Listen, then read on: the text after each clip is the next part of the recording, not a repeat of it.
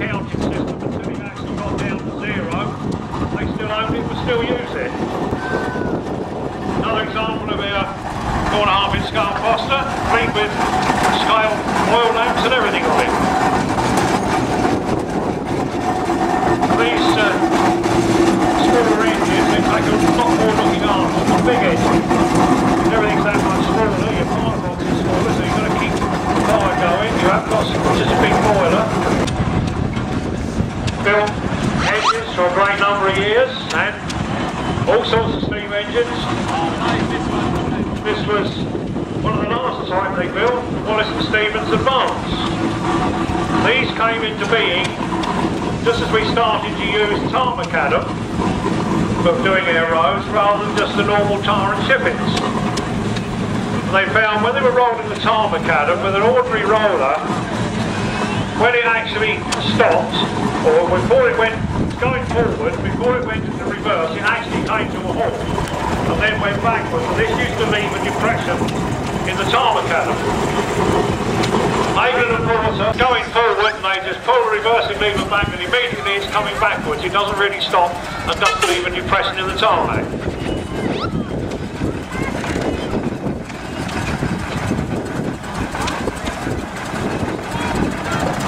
Just borrow the microphone a minute to tell about Ellen. You probably saw Ellen going around and quite rightly described as the second oldest launch in preservation, the oldest being Bess, which is owned by Mr. Hubbard, and was featured in Old Glory last month. But you'll notice the peculiar costume of the people in coming on Ellen. Now, I bet you didn't know this, but Ian and Lucy, you listening, Ian and Lucy, so that's what I'm told, and it was actually used to crush coconuts and take coconuts down to the harbour for the famous coconut festival that they had at Hawaii, where Ian and Lucy used to throw coconut meat to start the festival off. And they're celebrating that today. It wasn't the colourful Hawaiian costume. Thank you very much.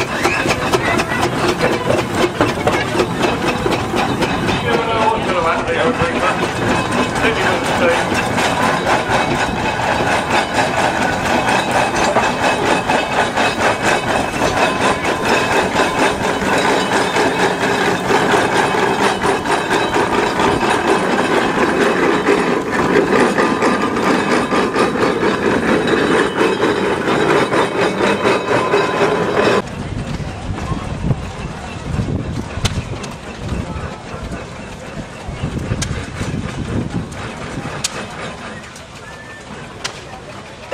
Schaefer this time actually manages to get into the arena using his own steam power. He had to be pushed in last time with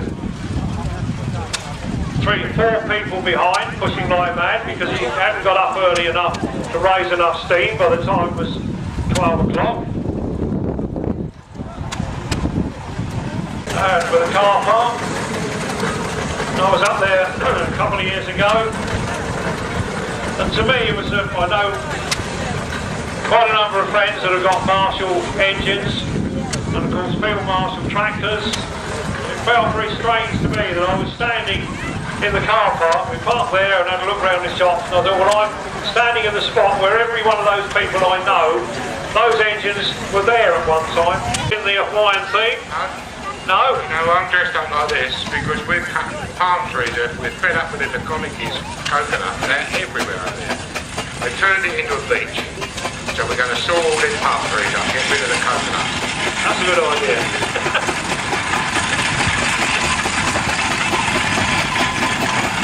Ebenezer now. Darren is on with his labelling and bottom roller. Supplied new to a contractor, and Ebenezer is Hebrew for worker in stone.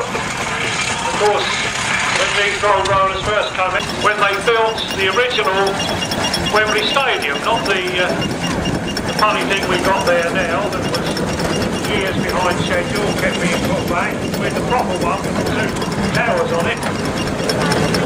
That engine built the roads around the old original Wembley Stadium. And just before they demolished it, she went back up there again and they took photos of it on the roads that it originally helped to build.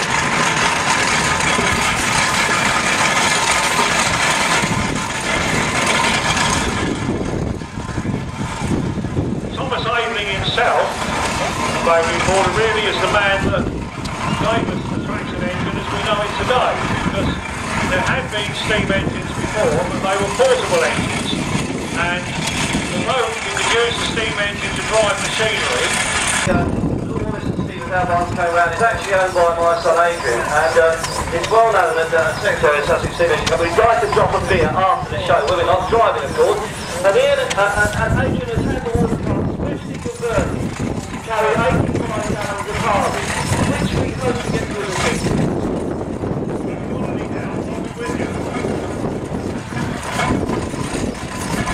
that's why I highlighted the Ringmer coming down here and bringing the Harvey.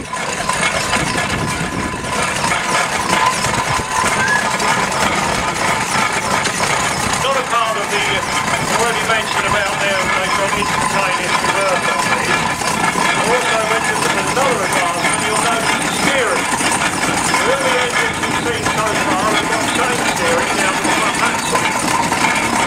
The Rollers and Steamers, they had the worm and quadrant. Made it much easier to turn, much more positive steering. Now we've got the other ploughing engine come in. He came in the opposite way to everybody else, he's coming back. The other engine will be right down the other end of the field, beyond the fairground. The cable that's on that drum underneath the boiler will be paid out, and each end, the end of the cable from each engine could be hooked up, if they were ploughing, be hooked up to what we call a balance plough. It's about a 6 or 8 furrow plough, but it's 2 ploughs, it's in a V shape. So when you've got one set of ploughs in the ground, the other one sticking up in the air, and when it goes in the other direction it changes over. One set, this set goes down, this set comes up in the air. And that's how they would work until they ploughed the field. They drag the plough from the bottom up to the top, and then tip the plough the other way, and then winch it back down again. And then after they've done that a few times, you had somebody riding on the plough to steer it as well. When you eventually, when you did an area, and then both engines would move forward a little bit, and you then carry on doing that up and down the field until you got it ploughed. If you want to see some of them actually working, if you go down to the Great Dorset Steam Fair, which starts the Wednesday after the August Bank holiday and runs through to the Sunday, road haulage engine. Lucy works for John Harkness in Belfast, and she works around the shipyard, hauling heavy machinery about.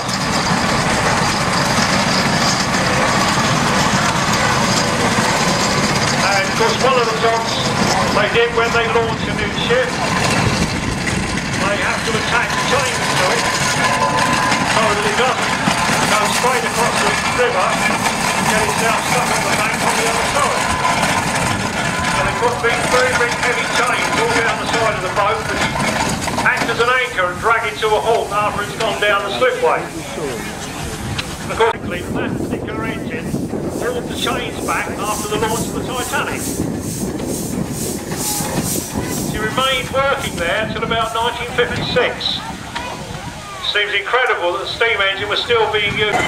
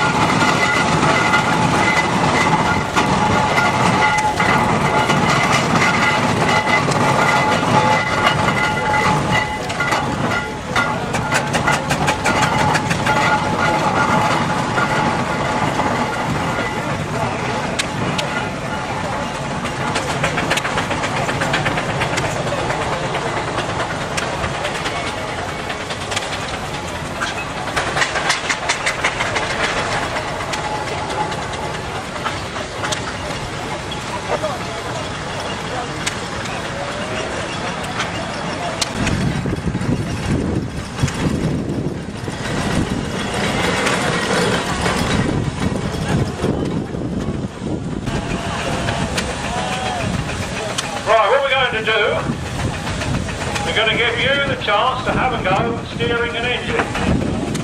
Run away quickly. In a moment we're going to get them coming round into the commentary box here. Walk between around the front of the van, between the van and the room car. You can come through into the arena and with your donation, and you can have a steer of one of these wonderful engines.